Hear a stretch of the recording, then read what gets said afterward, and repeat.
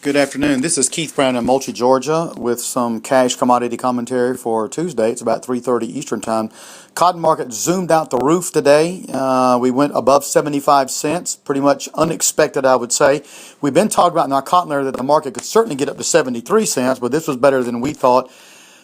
Several things floating about. I think the most credible one is that the early harvest is coming up with a quality problem.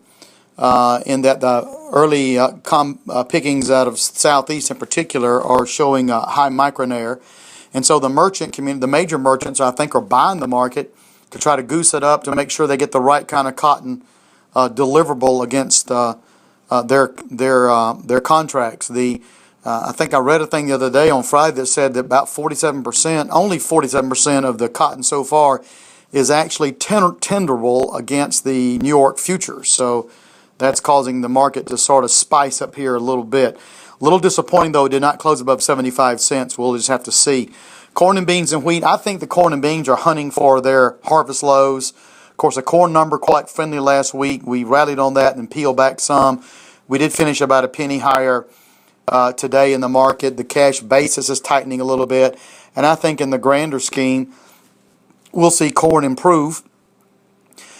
We have to keep in mind that we did see some demand destruction. There are several ethanol plants out of business, several poultry entities, dairy farms. So it takes a while to rebuild this type of demand. So that's but all that to say, I don't think all is lost on the market. And looking at the September of next year corn, that went out about 650 area. That was down just a little bit, and I still think there's a shot we'd have to get that price goosed up in order to make sure we secure in those acres. We'll have to see.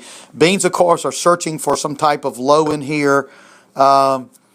We may have to go down to that July. We got into that gap we left from last July 4th, which I think takes you down to 1474.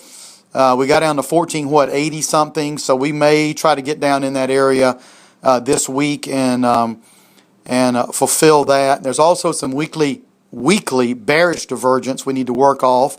But I think after all that's done and said, I think the market has a strong enough balance sheet that we could see beans start to flip the other way and start to rally a little bit. Wheat, of course, pretty much the same. We're trying to decide if Russia's trying to decide if she's going to export any wheat or not. But that's something we'll have to sort of look for as well. Over in the fuels, we continue to see a lot of flip-flopping, a lot of crack spreads going on. By that we mean people buying the crude oil, selling the products, and vice versa.